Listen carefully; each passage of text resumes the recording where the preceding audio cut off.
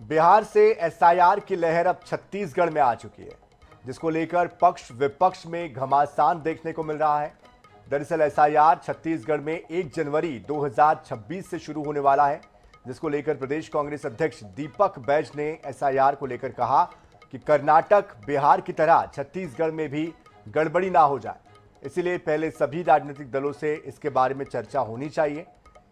अब इस पूरे मामले को लेकर पलटवार किया है डिप्टी सीएम अरुण साव ने। उन्होंने कहा कि छत्तीसगढ़ के लोगों के हितों के लिए एसआईआर किया जाएगा, इससे अवैध रूप से रह रहे लोगों की पहचान होगी, इसमें कांग्रेस को तकलीफ नहीं होनी चाहिए।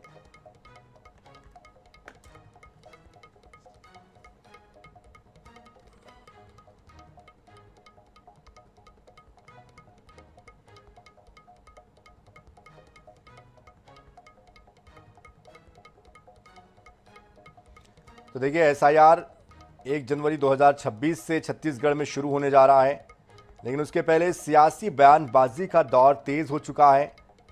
और दीपक बैज ने कहा कि जिस तरह से कर्नाटक और बिहार में गड़बड़ियाँ हुई है, वैसी गड़बड़ियाँ छत्तीसगढ़ में नहीं होनी चाहिए और इसके पहले इसके लिए नेताओं के साथ बात करनी चाहिए, उनसे चर्चा करनी चाहिए, एसआईआर को लेकर उनके सुझाव लेने की ज़रूरत है, ये उन्होंने कहा है। देखिए, एसआईआर को लेकर अब विपक्ष लगातार चूंकि आक्रामक रहा है, ऐसे में छत्तीसगढ़ में भी वो इस बात को भुनाने में पीछे नहीं रहना चाहता और वो इसलिए भी एसआईआर को लेकर अपना पक्ष मजबूती से रखना चाहता है। हालांकि प्रदेश के उप मुख्यमंत्री ने ये साफ कह दिया है कि एसआईआर से सफाई होगी और जो वाकई में भारत के नागरिक है उनका पता चल पाएगा।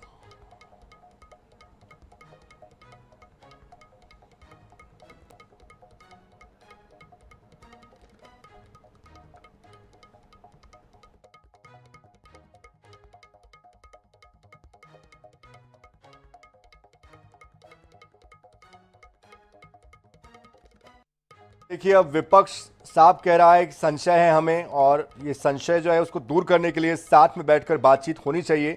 हालांकि सत्ता पक्ष कितना इस बात को तवज्जो देता है ये देखना होगा, क्योंकि सत्ता पक्ष नहीं चाहता कि विपक्ष के साथ कोई बातचीत इस पूरे मामले को लेकर हो और इसलिए भी इसको लेकर प्रतिक्रिया यही आ रही है अरुण साव जो कि उप मुख्यमंत्री है कि इस पर आपत्ति नहीं होनी चाहिए, सफाई हो रही है तो उसको होने देना चाहिए।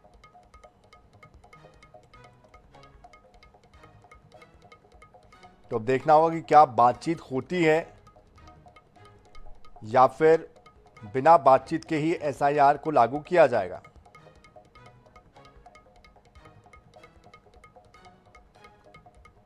और इस बीच हमारे साथ देवलाल ठाकुर जी, भारतीय जनता पार्टी के प्रवक्ता भी जुड़ चुके हैं। देवलाल जी, कांग्रेस की तरफ से पीसीसी चीफ कह रहे हैं कि एसआईआर को लागू करने से पहले विपक्ष से भी बातचीत होनी चाहिए, क्योंकि बिहार और कर्नाटक में बहुत सारी गड़बड़ियां हुई है। जी देखिए, एसआईआर लागू करने की अगर मनसा है तो चुनाव इलेक्शन कमीशन की बात है, तो वो करना चाहे तो करने में कोई दिक्कत नहीं होना चाहिए किसी को भी। और लोग मांग ही कर रहे हैं कि आखिर ये एक यात्रा भी निकाल रहे हैं, तो इनको तो तकलीफ ही नहीं होना चाहिए विपक्ष वालों को कि भाई गलत लोग वोट ना डाल पाए। इसलिए तो ये सारी चीजें चल रही है कि जो सही भारत के मतदाता हैं, इस प्रदेश के मतदाता है या अन्य प्रदेश के मतदाता है, वो लोग को ही वोट की पात्रता होनी चाहिए।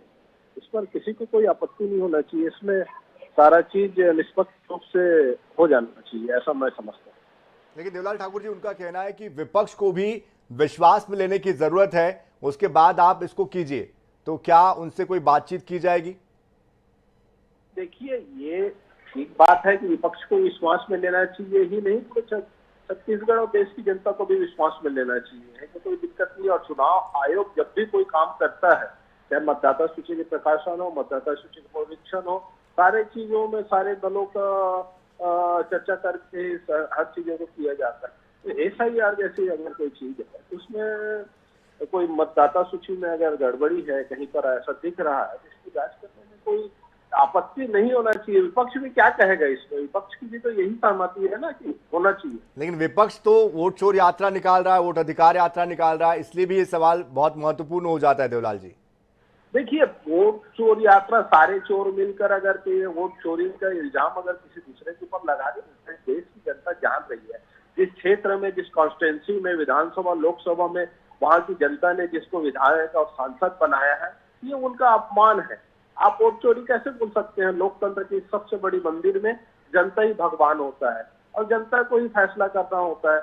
और कांग्रेस कहीं ना कहीं विरोधी ताकतों से मिलकर इस देश के लोकतंत्र को बदनाम करने के लिए खुली हुई है और इसको हमारे देश की जनता बहुत अच्छे से जान रही है।